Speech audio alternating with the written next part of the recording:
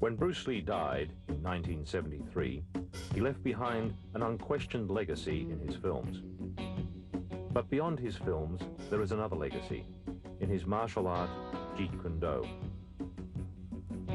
This is not a movie on Bruce Lee. It is the first and only training film on Jeet Kune by Bruce Lee himself. To compile this film, we have had the complete cooperation of the Bruce Lee estate, enabling us to draw, for the first time, from Bruce Lee's private training films and videos, as well as his audio records and his own training and research notes. The film is narrated by Bruce Lee, with additional input from his son Brandon Lee and from Dan Inosanto, the man Bruce chose to carry on his Jeet Kune.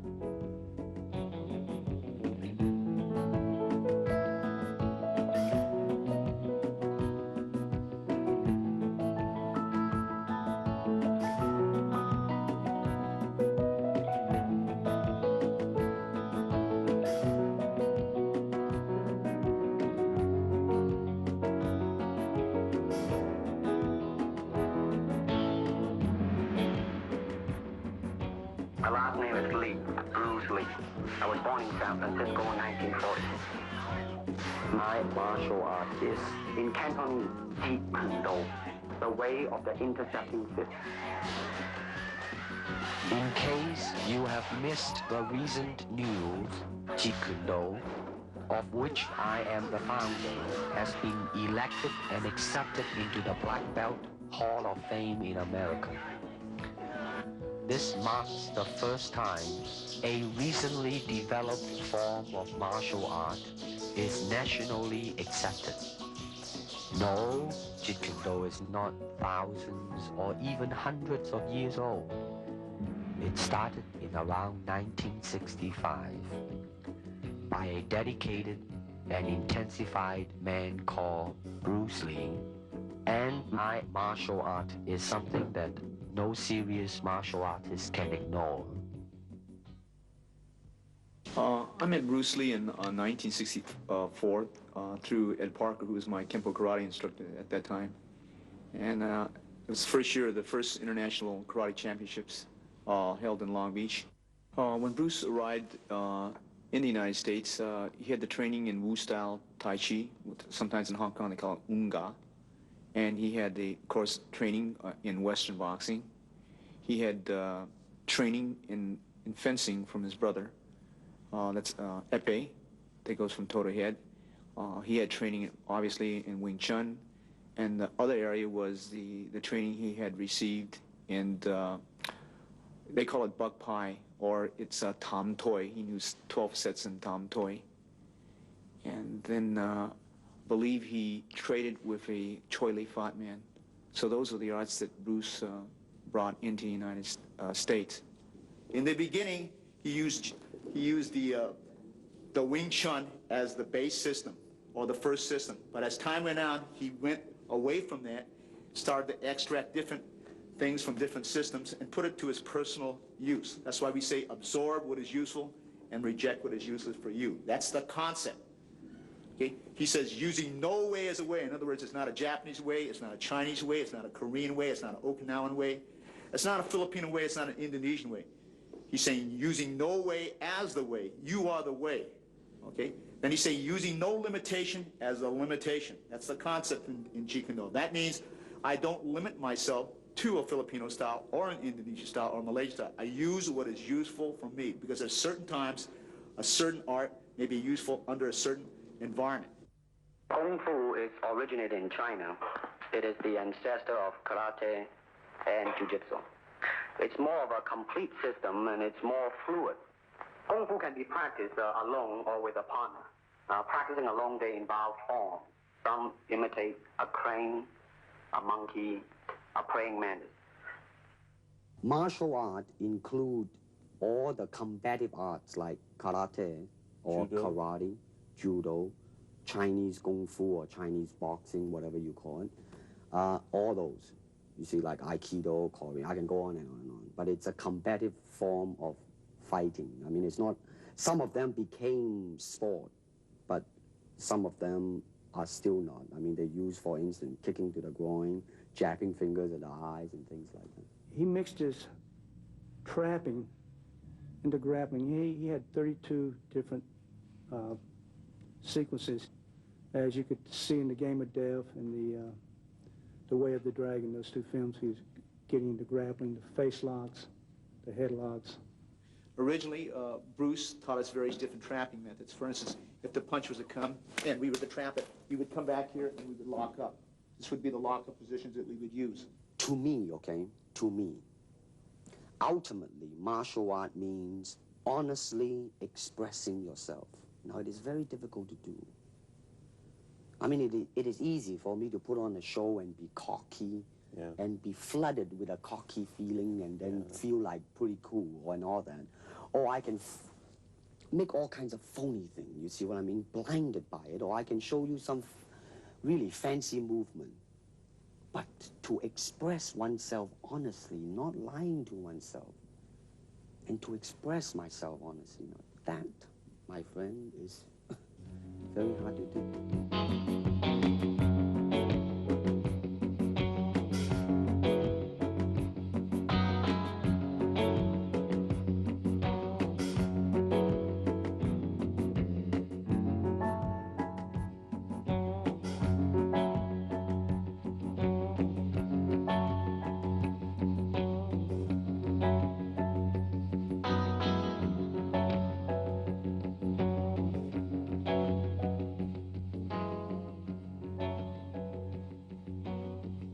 Ever since the Big Boss, there seems to be a wave, a hot wave, in fact, of finding another Bruce Lee among all types of people, particularly martial artists, ranging from karate man, hapkido man, judo man, etc., etc. Forgetting about whether or not they possess the ability to act, just so as they can halfway decent to kick or punch, and hopefully knowing a few tricks or gimmicks, the producers will make them a star. Now let's stop about here. Is it that simple to become a star? Well, I can assure you it's not that simple.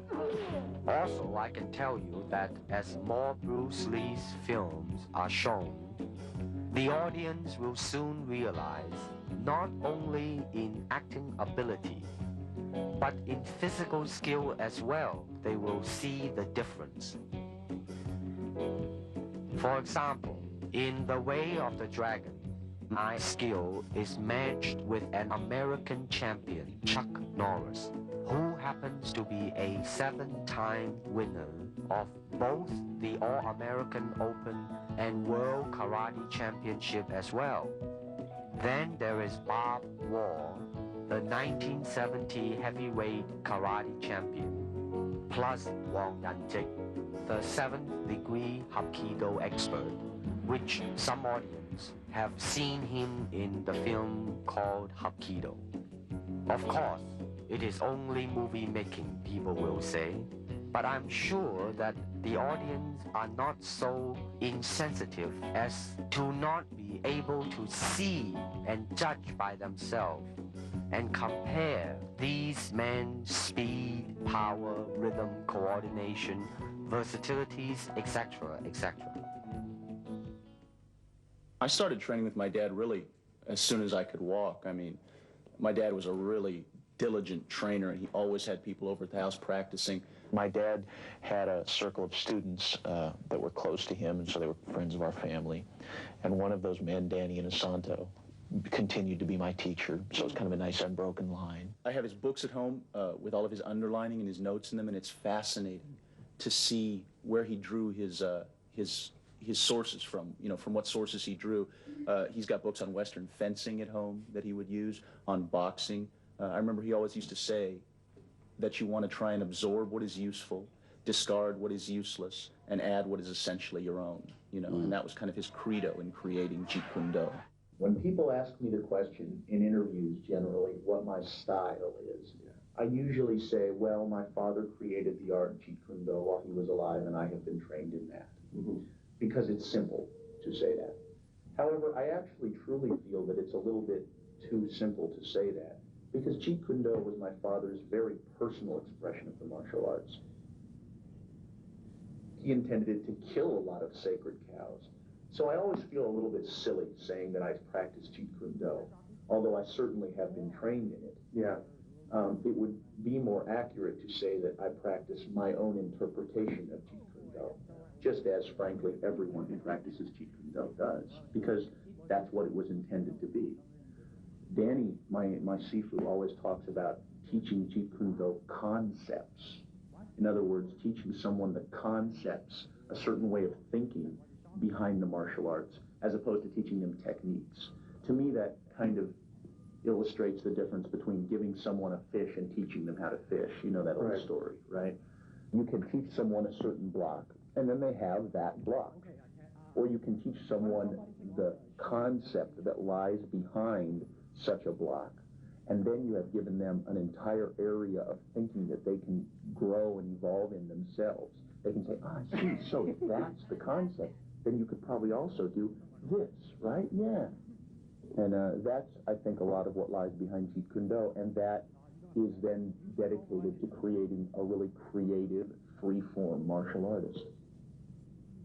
You see, actually, I do not teach, karate, because I do not believe in styles anymore. I mean, I do not believe that there is such thing as like Chinese way of fighting or the Japanese way of fighting or whatever way of fighting, because unless human beings have 3 arms and 4 legs, we will have a different form of fighting.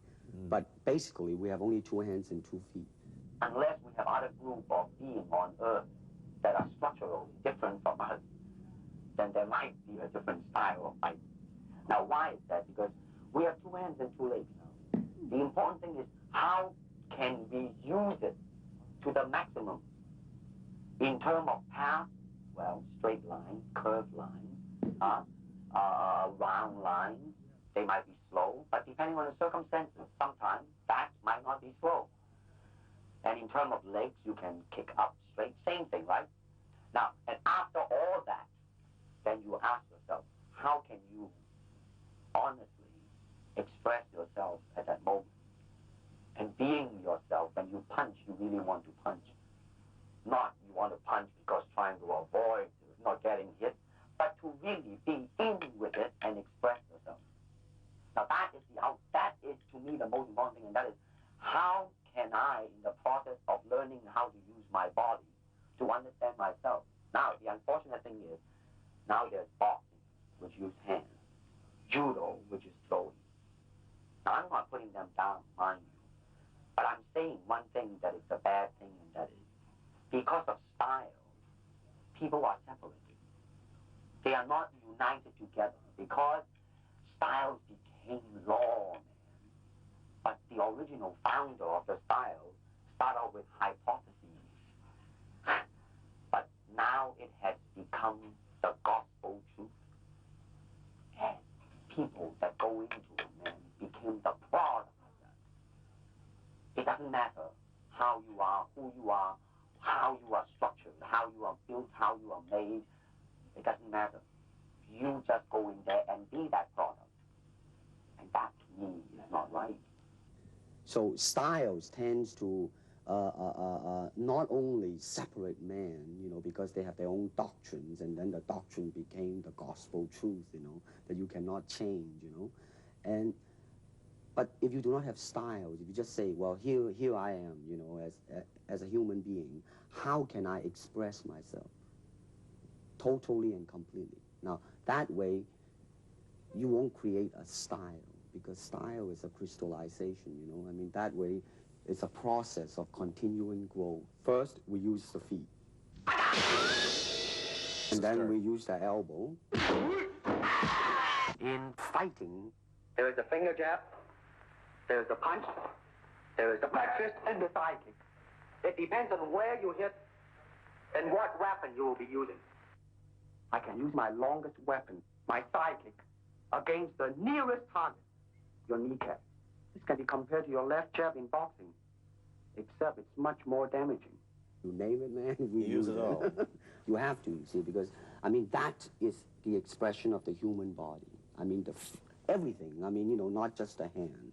And when you're talking about combat, well, I mean, if it is a sport, now you're talking about something else. You have regulations, you have rules. But when you're talking about fighting as it is, rules. with no rules, Not real fighting. well then, baby, you better train every part of your body. A good martial artist is like water. Why? Because water is insubstantial. By that I mean you cannot grasp hold of it. You cannot punch it and hurt it. So be soft like water and flexible. Be formless, shapeless, like water. Now you put water into a cup, it becomes the cup. You put water into a bottle, it becomes the bottle. You put it in a teapot, it becomes the teapot. Now water can flow or it can crash. Be water, my friend.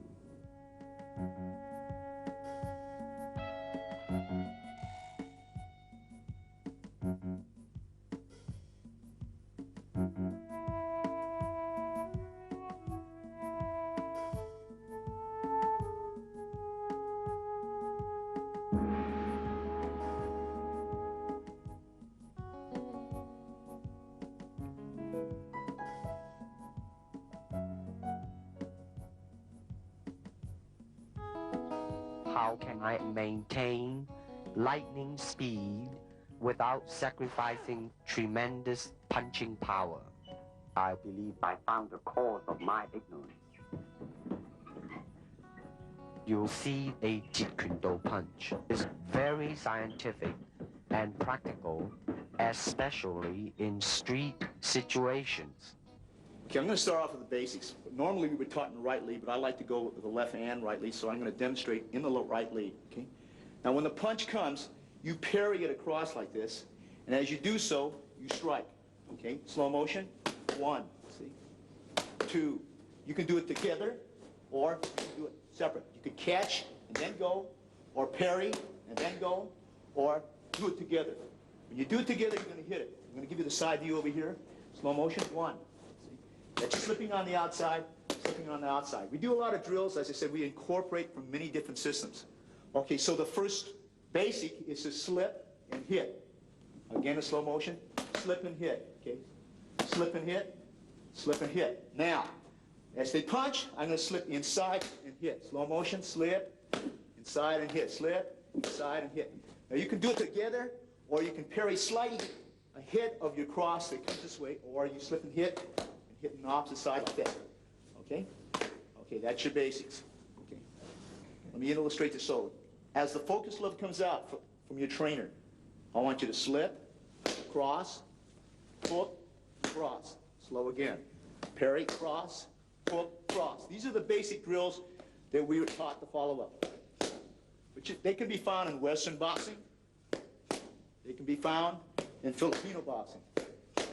This one here, when you slip, you cross, you hook, you cross.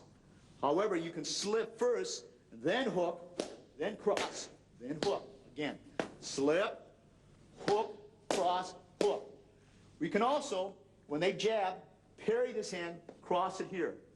When they move back, you cross, you hook, you cross. Again, slip, cross, cross, hook, cross. Again, slip, cross, hook, cross. Last time. Slip, okay, cross, hook, cross. Okay, that's your basics. That was just an arm movement. Watch now. You see? There was only arm and shoulders. Shoulder was kind of tense too.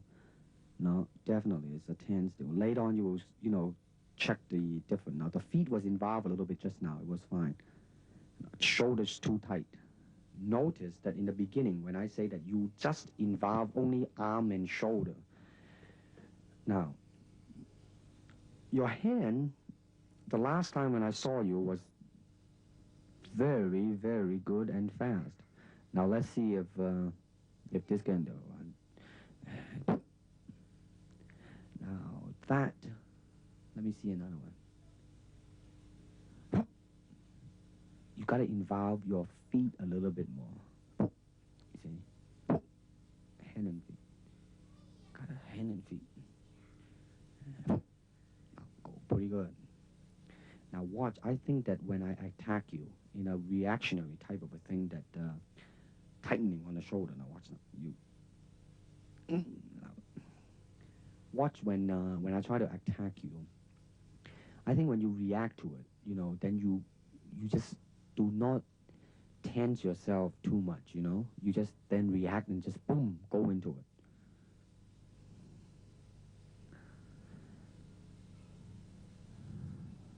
Now that, I just say, use only the hand just now, I say. Now, boom. You see, when you move your hand and feet, boy, it makes a world of difference. You see, now, you should be a little bit more relaxed in the beginning. Aha. It's getting there, my friend.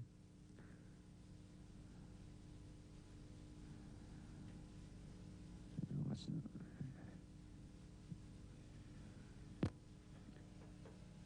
that? Good. That one was pretty good. Pretty good. No, that was a little bit too tight.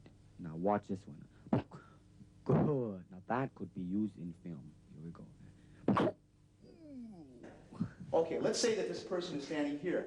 At this point, for purpose of illustration, I might use what they call the sachet, okay, that they use in Savate, which is like that, see? When I come in, I can go into Wing Chun. At that point, I might flow into Western boxing, okay? At another point, I might go into a lock similar that you might use in Jiu-Jitsu, and for the purpose of camera, I'll take the person down like this and lock the person here, and maybe go into any system that employs this type of lock, whether it be Jiu-Jitsu or Aikido or Kali or Penjak Silat. Now you notice that we went from system to system without a flow, okay? I might stay out here, use any particular kick, break into Wing Chun range, and right from here, use a Muay Thai elbow, all right? And for the purpose of camera, I'm going to go slow and come into various lock position over here, okay? This is what we call the Jeet Kune Do blend. It is not a system where we go from discipline to discipline without a thought process. And this is very important in the concept of JKD. The karate punch is like an iron bar. Whack! A Jeet Kune Do punch is like an iron chain with an iron ball attached to the end, and it goes whang, and it hurt inside. Hayward Nishioka, the Japanese-American national judo champion, who is also a black belt holder in the Shotokan style of karate, ran a scientific test in a California university to find out the difference between a karate punch and a Jeet Kune Do punch. And the finding is that indeed the Jeet Kune Do punch is more powerful and destructive than the classical karate punch. And when you do punch, now I'm leaning forward a little bit, hoping not to hurt any camera angle. I mean, you gotta put the whole hip into it and snap it and get all your energy in there and make this into a weapon.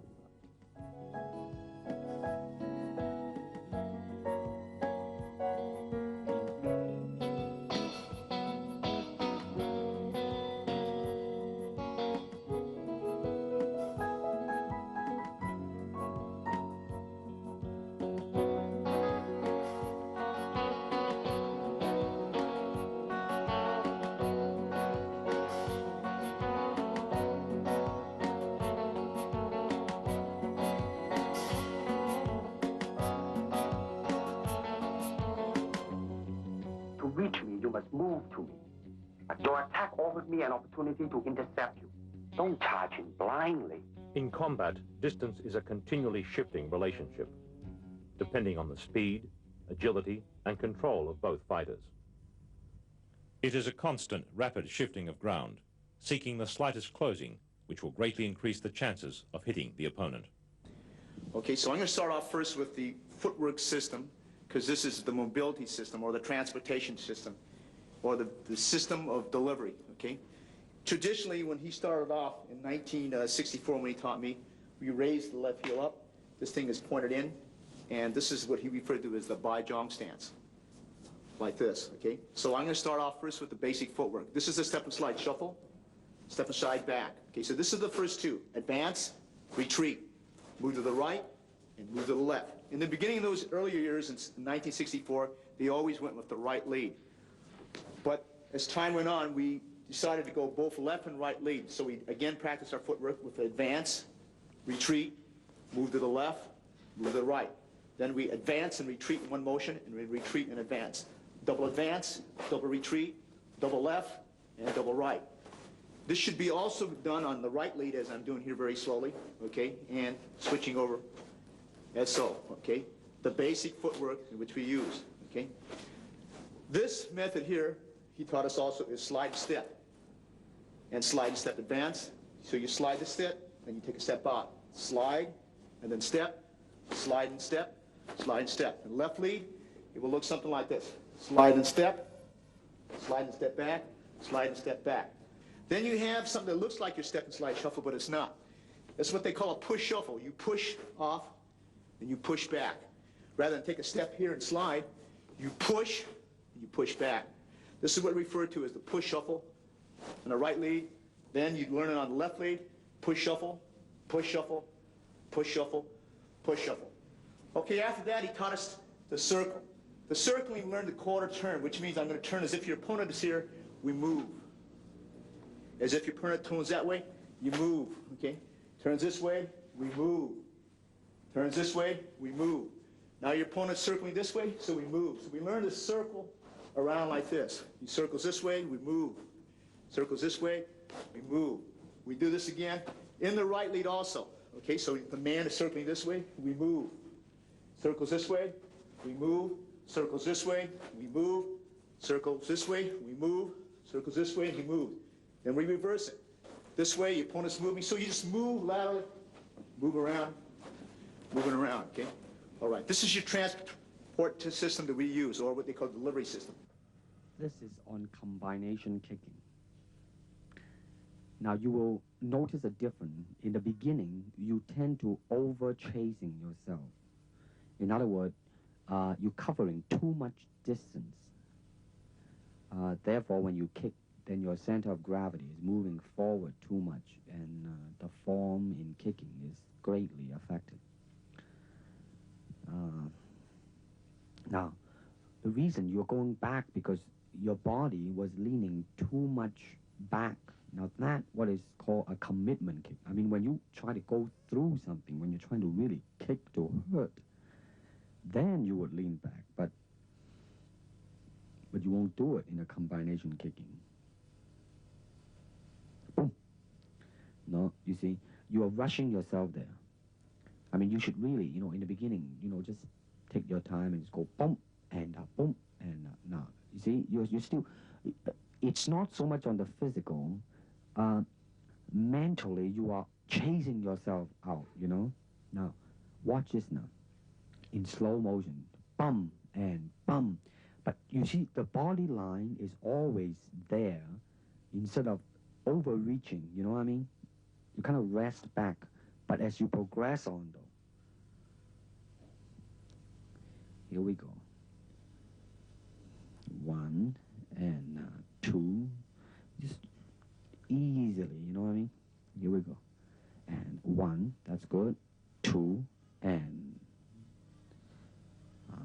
then once you get that, then you go into the kicking form, make sure that it is right, and 2, and 3. Now you are more in control now. You are more thinking of 1, 2, 3. And don't just, think of 3 already. That's even better now. There is snap at the end in this one too.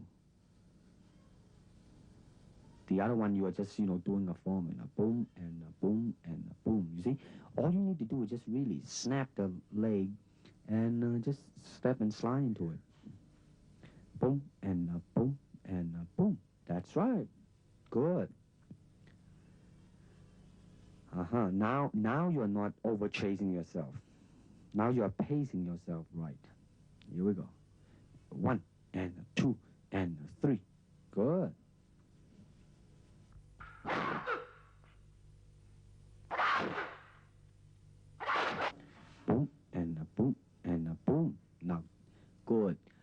last one, though, you were a little bit off balance, but there was definitely a boom, boom, boom in there, you know. Here we go, kick me, boom, and boom.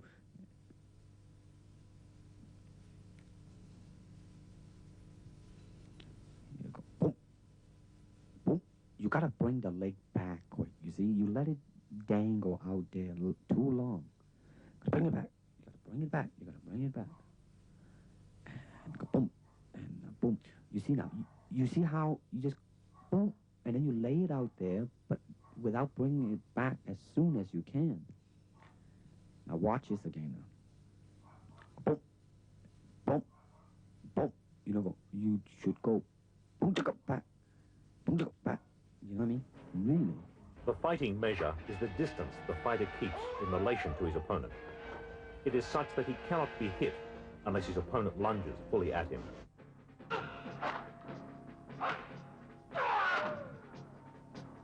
Martial art has a very, very deep meaning as far as my life is concerned, because as an actor, as a martial artist, as a human being, all these I have learned from martial art.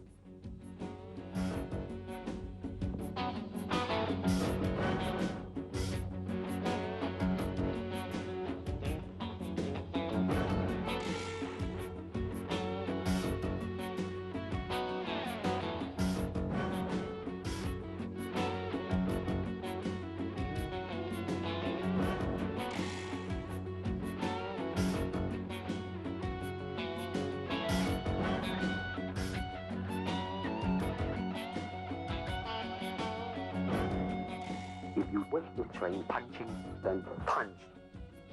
If you wish to train kicking, then kick. The power from my kicks and punches are bursting. I demonstrated a sidekick on Ken Knutson, a powerful Goju stylist that moved so fast that he felt as though his eyeballs were still where he was standing. Now, first of all, I noticed that in this tape, that as it progresses, your feeling is more involved in the technique, and consequently, your technique also improves.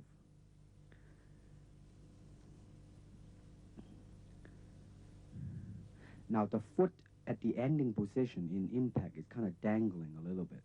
Watch it now. Right? I mean, it's not a definite substantial straight line directed at it and, you know, hit it square and then come back. Good. Now, that was a pretty good reaction.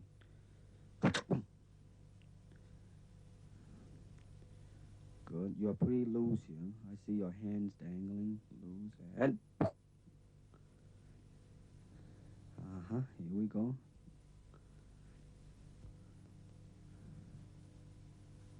One more time.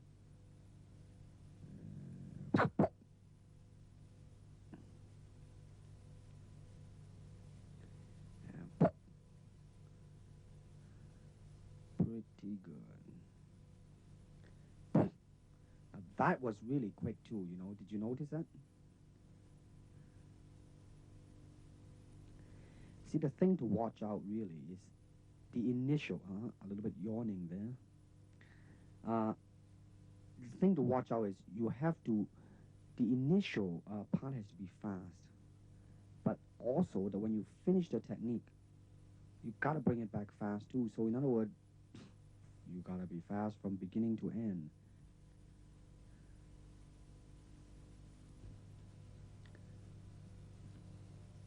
In the spin kick, you will notice a very good lesson in there. Now, just now, it was a little bit off. The good lesson that I mentioned, now, you are very much in control of the movement. By too much control, therefore, you are kind of concerned about the execution. Therefore, you kind of, you know, like, really tight. Boom. Now, that was a pretty smooth movement. But now watch this now. Now, right now, I'm telling you to, you know, really just forget about it. Just do it. Now, boom, you see, right on the target. When you just ease the burden of your mind, you just do it. Now watch the next two kick now. Just go boom, right on the head, man. And good speed too. And boom, boy, right on the head. See, now that's James Coburn in there, kicking. You see what I mean now? You really just shoom, and go into it. You can feel the difference when I put my body behind the kick. I mean, you got to put the whole hip into it and get all your energy in there and make your kick into a weapon. Now, let's see what... Now, in this one, I want to see the initial speed and suddenness of your attack. This is just a simple attack, I think a side kick. And I just wanted you to see how, go in there. Now, you're bouncing now for the sake of bouncing. Now, boom. Now, that one's not there. Now, that one now. You have good intention, you made up your mind, you just go. Not bad, not bad. Now, notice your kick when you finish. You just let it drop down, You do not bring it back quick enough. Now, your initial was quick. If you bring it back quick, the whole kick would just look like a boom. Now, again, you see, you did not bring it back again. You move, and boom. Good, very good suddenness. Again, you notice your leg, you did not bring it back. Now, boom. Good. Now, I really like the suddenness, of your...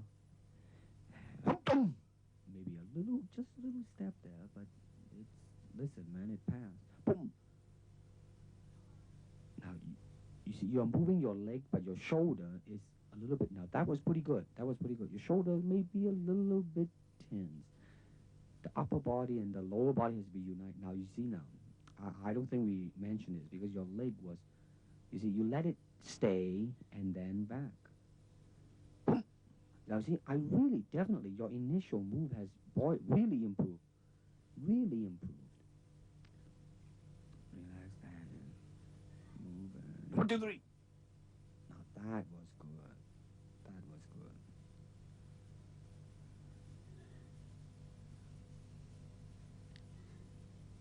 Boom. A little bit low. Boom. Good. Now, this is the flexibility now. Now, I want you to watch your left leg, the stationary leg. Now, watch the stationary leg one now. The first one, you didn't make it. Now, the second one, you didn't. Now, watch this now. Watch it. Boom. You see how it really straightened out and you let all the weight rest on the heel and it just reach easily. Now, this is the side kick going over. Now, listen to this now. I like your very good natural feeling on the first one, though the kick was not too good. I mean, you see how it just really, very smoothly it go up there. Now, the second one, you want to control your foot position a little bit. Maybe you have too much control in there. Watch now. You know what I mean? Make it not as natural as the first one. Boom. Mm-hmm.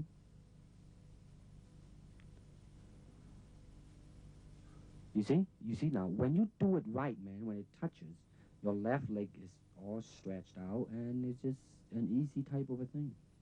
Now, I think we are comparing. I let your leg dangle out there. I asked you to do it because, so you will get a feeling of it. Now you're going to bring it back quick now. Watch this now. And, you see? It was kind of a little bit off balance in the last one, but that's all right. Now you're going to go sideways. Watch now. I like the second one better than the first one. There was more directional in it. Good. Here we go. One more time. No, too low. Second one's okay. See, it come back in one straight line. Here we go. Now watch this illustration. You gotta exaggerate the bringing of the leg back, you see. Back.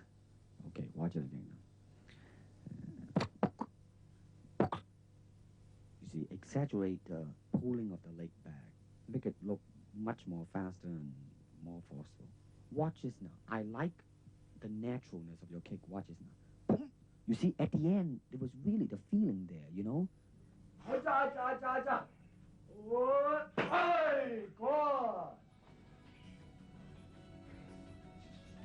Get the back jumping up and down. Hey, good. Nice one.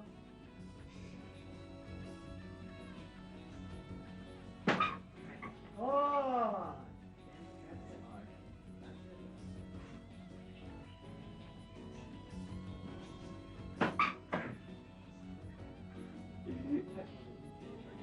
One more. One more. Really good.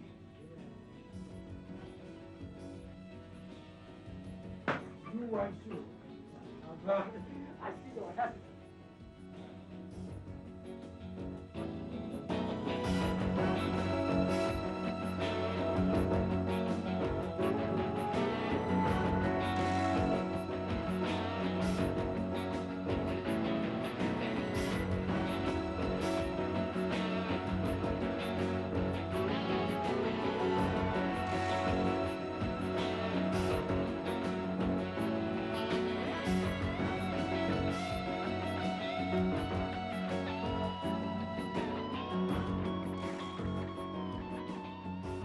Physically, how can I be so well coordinated? That means you have to be an athlete. That means you gotta have jogging and all this basic ingredient, right? Well, my dad made a point at the time that he was training that there were a lot of martial artists who weren't paying enough attention to their instrument, you know, and certainly the instrument of the body is what you're going to be using in your practice of the martial arts. So I think it's very important to keep up the tempo, so to speak. I'm interested in that point you reach where you actually fail from exhaustion at something, whether it's a weight training exercise or a cardiovascular exercise. I'm interested in seeing just how much that point is a physical point and how much it's a mental point. And so that's what I do. I jump a lot of rope, I run, I ride a life cycle. I much more prefer to go out and actually ride a bicycle or run and, you know, see some scenery. And then I work out down at the academy, which is on some levels a very cardiovascular workout. Some of the classes I take, like the Muay Thai kickboxing classes, a hell of a cardiovascular workout. Yeah. And then some of the classes are more technique oriented, so you're not huffing and puffing so much as you are just learning individual techniques. And then I work out at the weightlifting gym, where I do 2 body parts a day, pretty much. And then I break that up occasionally, so I do like back and biceps on one day, chest and triceps on another day, or something else, and delts and legs on the third, or something like that. And it was just switch it. I found that was generally the best thing to do, whether it was with a high weight or a low weight. And what I understood the process to be was that working with heavy weights would build mass, whereas working with low weights was intended to build like density and really carve out the muscle a lot more. And since I personally have never been interested in getting large as much as just getting cut, I tended to work with a lower weight. But then to me, getting cut is also mostly a question of vascularity. It has to do with how much body fat you're carrying. So I've always done a lot of cardiovascular work because that's also real world power too. I mean, I suppose it's good if you want to pick up heavy objects to have large muscles, but cardiovascular stamina is something that seems to come in handy a lot more often than a large muscle would. You go down to the academy and you try and do a 3-minute round on the Thai pads, and I don't care how big your muscles are, if you don't have a real good cardiovascular system, you're going to be dead in about 45 seconds, and I'm still going to be going. Now, you want to kick it when it's coming to you. That's right. You let your foot jam.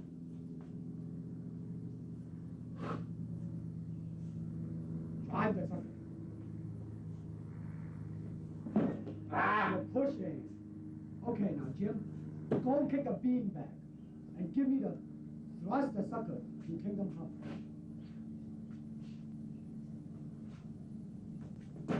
Oh, now, Jim, raise that sucker. Now, you are cutting your half now. That's okay. How's that? Beautiful. No, I mean, I want you to be happy. You're still kicking a little bit off to the side. Kick him directly. Good. Now don't kick it again, but don't turn your body so much when you finish. Try to still face him when you finish, okay? Good. Now kick the sucker when he comes back. Not yet, not yet. Dance. Ah! During this time period, we used to train because we didn't have any tie pads, so Sifu Bruce advocated the use of using the football forearm guard, and which we don't use this anymore, but this was very prevalent during that time period. This here is the original punching shield, his own personal punching shield, in fact. This was used as in the Way of the Dragon. If you notice this, he had one part. I had one arm, he had the other arm, and this was used in that picture, Way of the Dragon. This was used in Enter the Dragon. This was actually, its original use is actually used for baton training in Japan, and we just modified it, and we used a special helmet, a boxing headgear we had, and we used it, and this became part of our training, some of the training tools that we use when we used to spar. Literally, on television, they had to shoot it, they had to overcrank and shoot it in slow motion because otherwise it just looked like a special effect when he moved. I mean, the man was fast. He was deadly fast. I've really never encountered anyone in all of my training since who was as fast. You can certainly train for speed. I think that training for speed is, number one, it's a genetic factor. Yeah, certainly. There are some people who are just gifted. They are fast naturally.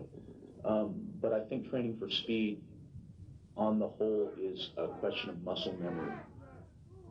Speed in an individual movement is something that, I mean, we're coming down to, thousandths of a second now. If you and I, or even if I and some completely untrained person were to stand side by side facing a focus pad, and when a red light blinked, both flick out a jab, I'd probably win by a couple hundredths of a second. But once you're talking about speed with repetition of movements, to be able to go like that, that's muscle memory. An untrained person would be like, they would falter in their movements because they haven't trained their muscles, or they haven't trained their perception as well to be able to react quickly to a variety of different circumstances.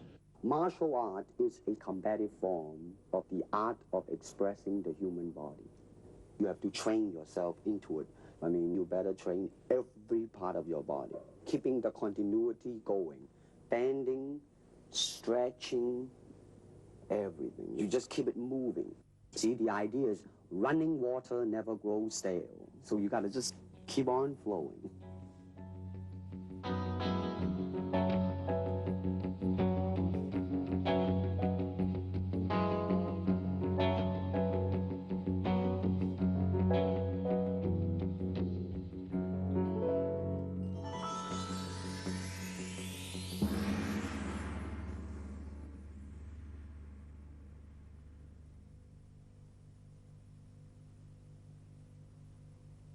When the opponent expands, I contract. And when he contracts, I expand.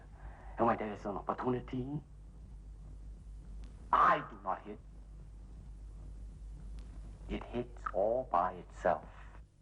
To me, at least the way that when I teach it, all type of knowledge ultimately means self-knowledge. So therefore, they're coming in to and ask me to teach them not so much of how to defend themselves or how to do somebody in. Rather, they want to learn to express themselves through some movement, be it anger, be it determination, or whatsoever. So in other words, what I'm saying, therefore, is that he is paying me to show him in combative form the art of expressing the human body. Jeet Kune Do is not a style.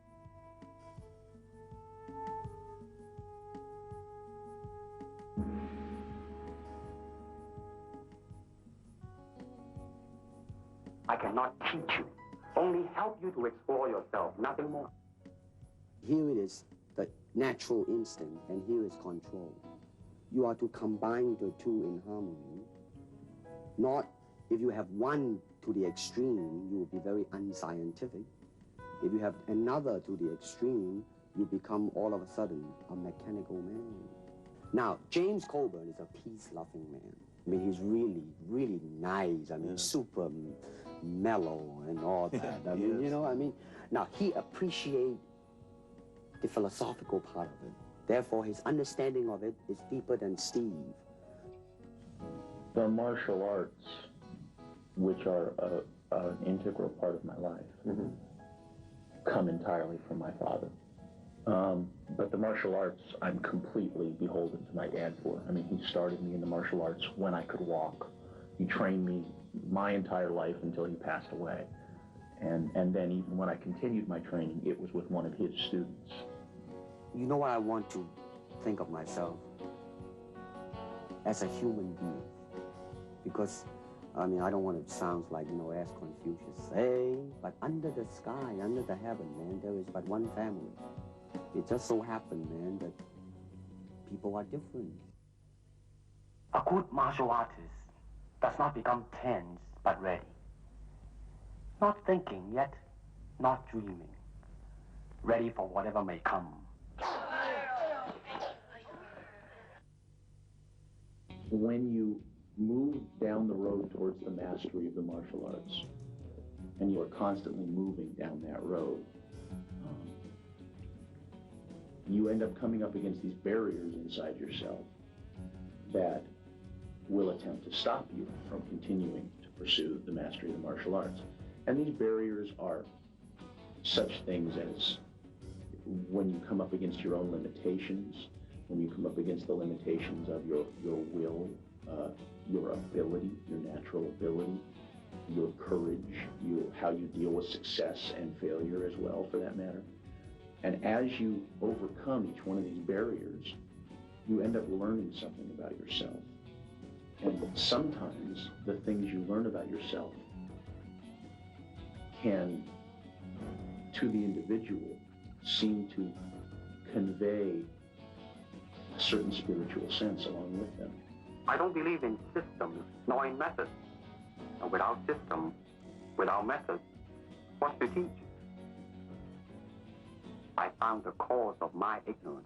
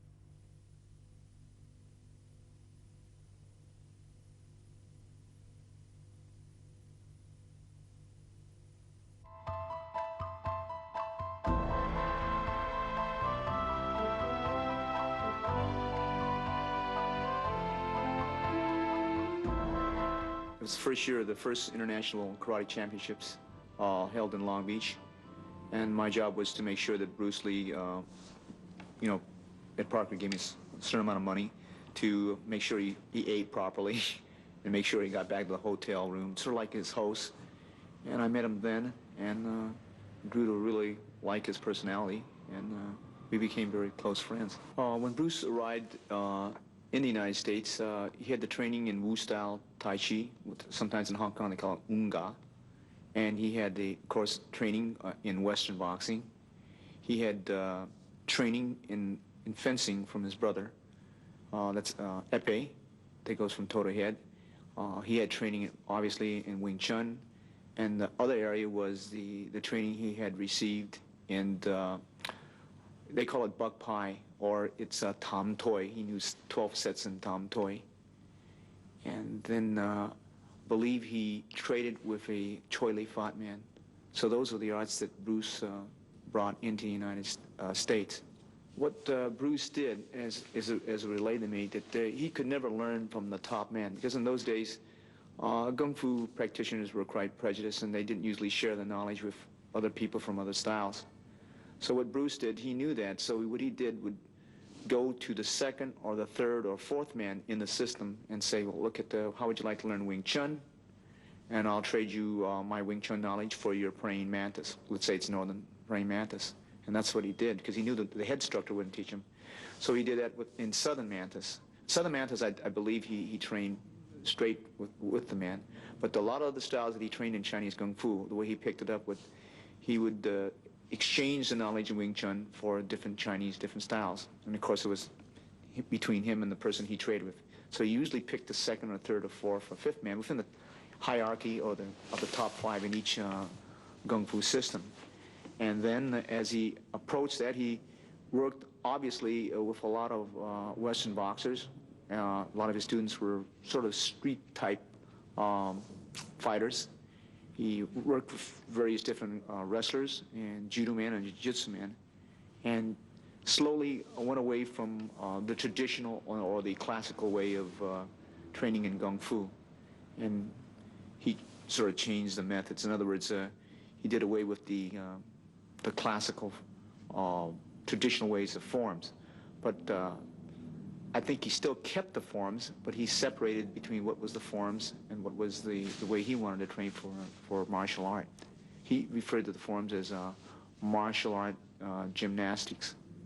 And that's the first part that you would see, because when I first learned under Bruce, he was teaching me sets. For the first 6 months of my training, I learned sets.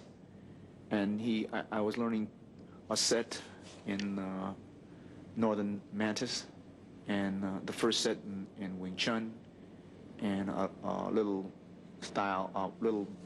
first part of the Wu system, Tai Chi Chuan. And then within about 3 to 6 months, it's hard to go back in my memory right now, but he said that's not where it was at.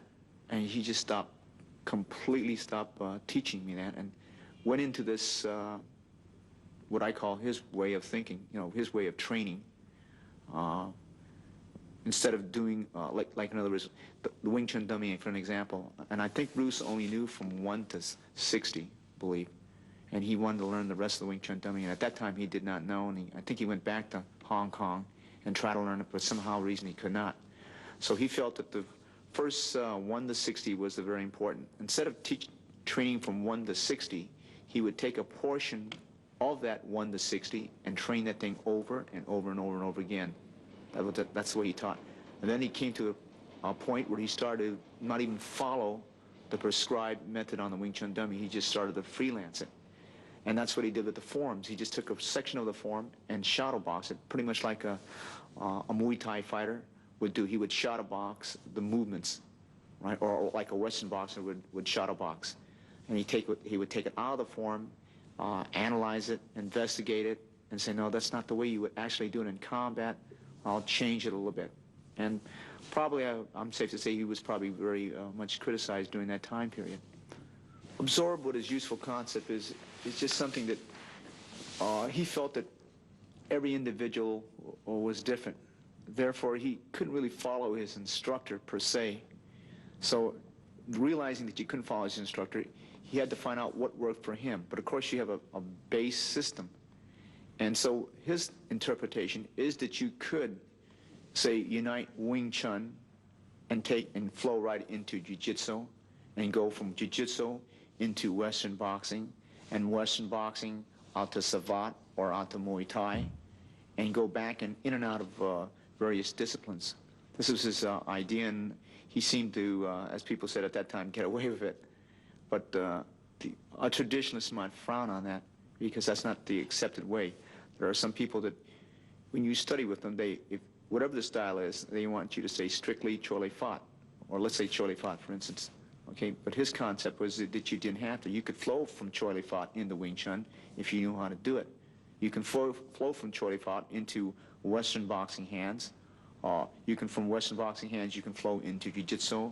You can flow into grappling. So absorb what is useful is that, identically what he's trying to say is it's from a book called The Art of War, Sun Ji. He says, absorb what is useful, reject what is useless, and add specifically what works for you. So that's basically the philosophy behind absorb what is useful. Transcending technique is many ways you could do this, but the techniques really aren't that important. What makes a technique, in my opinion, is the timing, the rhythm. Okay, your personal attributes like your agility, your balance, your coordination, dexterity, stamina, strength for that certain time period. The technique has to fit the individual. Technique has to fit motion, both your motion and the opponent that you're flowing with. That's the important part about technique. So attributes, according to Bruce, were probably more important than technique. Developing speed or stamina or strength, those are attributes that you do use in combat. And that's, I think, what he was trying to say there, that you got to transcend the technique, both physically and mentally. Having no limitation as a limitation, the philosophy behind that is that if you are trained in a particular martial art, which is called a Japanese style, they might see something in another style that they like, let's say another Chinese style. But because of the curriculum, they stay within the boundaries, so therefore it limits what he can use. As having no limitation is your limit, he's using no limit. The boundaries within the Western boxing, let's say that's a boundary because you're boxing, you're strictly using your hands. You're not really using your knee, you're not using your elbow, so it is limited. Wrestling, for the most part, unless it's professional wrestling, you're not allowed to use the elbow, or bite, and gouge. So you're limited because that gives you a kind of a structure to work with. Judo is very, very good art. They throw well, they choke well, they strangle well, they arm bar, they leg bar, but there is no punching, so that's limit. So he's trying to say using no limitation as styles do limit to a certain degree. Bruce said that to transcend technique, it has to punch, it has to kick. You don't punch, it punches, it kicks, it elbows, it knees, it head smashes, all right? It does everything. It grapples, it locks, it chokes, it strangles. It was the transcending of self. You don't know how you hit. It hit. It just hit by itself without even a conscious effort. That's what he's talking about, that the it. So he's transcending the physical. He told me once, well, I don't know if it's true or not, he said that he could see himself, if there was a person he's fighting, that he never fought the battle from here. He fought the battle from here, and he could see himself and the opponent. He says, I says, let me get this straight now. You mean your opponent's here, and you're not here watching this guy? He says, yes, I'm watching from here. So he had that saying, and I think it's in one of his sayings, he says, be like a wooden doll. It has no ego. It just moves like a wooden doll because you move. So he can absorb it, like he said, you can observe things better from a third person, without clearly. Like it's when I train fighters, I couldn't understand why they couldn't see the opening when they were sparring, right? And why they didn't cover this. But when you get in there, you can't see the opening. You could see it from the third person, and that's where Bruce was saying he was seeing it. For a good example, when I played football, if I made a good run, it was so effortless. When you're up there in the stadium, you can see the openings where he should have ran left and right. But when you're running with the ball, you can't see the openings sometimes, right? Your coach from the bench can see it, and your scout up there in the stadium can see where you should have ran left or right, or you should have put on a speed, or should you stop short and cut to the left or to the right. But when you're in the heat of it, you really can't see it, right? That's what he's saying, that he sees it from a third person. Therefore, he can see the openings. That's why a trainer has to tell his boxer or his fighter when he comes back to the corner, he says, loop with the overhead. He's dropping his hands because sometimes he's so occupied in trying to defeat his opponent, he can't see it because he's not a wooden doll. You have to be formless, as he should tell us. And that's, I think, what he's trying to say. It does it because he's no longer in the body.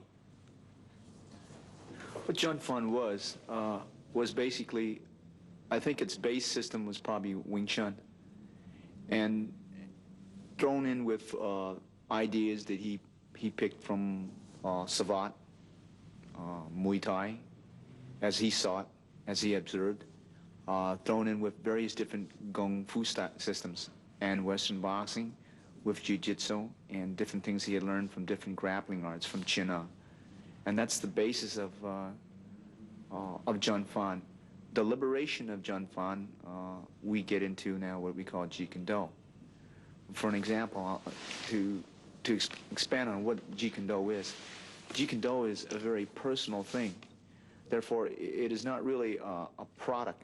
Rather, it's a process. It's a process of becoming, and you're constantly changing. The only thing you can be sure about time is it's constantly changing, even the ideas. Okay, so Jeet Kune Do, for an example, if I had one student, he might incorporate only 20%, let's say, Western boxing, as another student might really like it, so he'll use 80% Western boxing. Another person might incorporate 100% Muay Thai. Another person might not like the training, so he might incorporate 10. That's strictly up to him. A person might incorporate grappling. Let's say there's three persons. One person might not incorporate any of it. Another person would incorporate maybe 10%. Another person 50%. Another person maybe 80% of it. But what is important, that he is exposed to that particular discipline. The way I'm moving now, I use the discipline to develop attributes. That's the key thing. Because I believe, like Tai Chi Chuan, for an example, it has a lot of good characteristics that I like. You know, it sort of calms the system down, and it has balance. It promotes balance, and it has good body control when you do it. Muay Thai, the advantage I think there is that they are really, as far as conditioning in the martial art, I consider them to be the most highly conditioned martial artists out there. So I like to incorporate that aspect of it. I leave my students to say, well, do they like the training in Muay Thai better than they like the training in Bando or so on. I allow my students to choose what they like, what they want to do, and what art that they want to gravitate to. And I think this is important. Just as when people go through public school, you should give them a base study course, but you allow them after they come out to pick what they want, where they want to concentrate on music more, or art, or on math, or on science. So Jeet Kune Do is just the same thing. You concentrate on your effort. A Jeet Kune Do technique can be a boxer's left jab. It could be a boxer's left hook. It could be a boxer's uppercut. And it could be a cross. It could be a Muay Thai kick on the thigh. It could be an elbow from Muay Thai. It could be a knee from Muay Thai. It could be a wrist lock from Jiu-Jitsu or Aikido. It's whatever works. So a Jeet Kune Do technique, you can't really classify a Jeet Kune Do technique. And the way of in the realm that Bruce had it, it's absorbing what is useful for you. Since it is not a style, we use maybe certain disciplines to get certain attributes, to develop certain things. So there is no Jeet Kune Do technique as per se, as the way he founded the idea. Okay? Many people refer to it as a style, but it's not a style, because it's not a style as a product. And as he used to tell me, it is a process. It's a process of constant growth. And what is Jeet Kune Do for you now might not be Jeet Kune Do for you 6 years down the line because of age, because of time, a factor of training and things of that nature. Jeet Kune Do now, since there's a lot of disciples that came from Bruce, and I have a lot of students, each is developing it in the way that they think it should be developed. Some people don't want to come out, they want to stay in the garage and teach 1 or 2 or 3 students, that's fine too. Others want to promote it more, get it into the limelight a little bit more, and that's fine too. Like, for an example, Daniel Lee, he teaches Jeet Kune Do, but his main thrust is Tai Chi Chuan. He promotes it through Tai Chi Chuan. As Richard Bustillo is more into Western boxing, he's more into kickboxing. He takes that aspect of Jeet Kune Do and tries to push that aspect.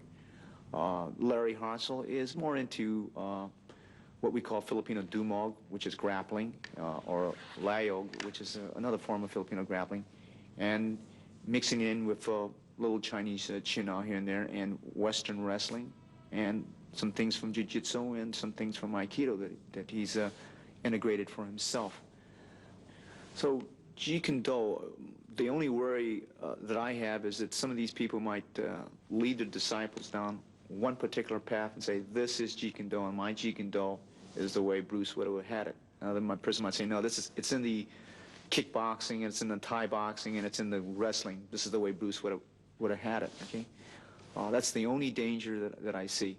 Bruce did hand out certain techniques, but they were used to illustrate a certain point when you might use this at a particular range. And the thing that he used to tell me, there are certain weapons that are good for certain ranges.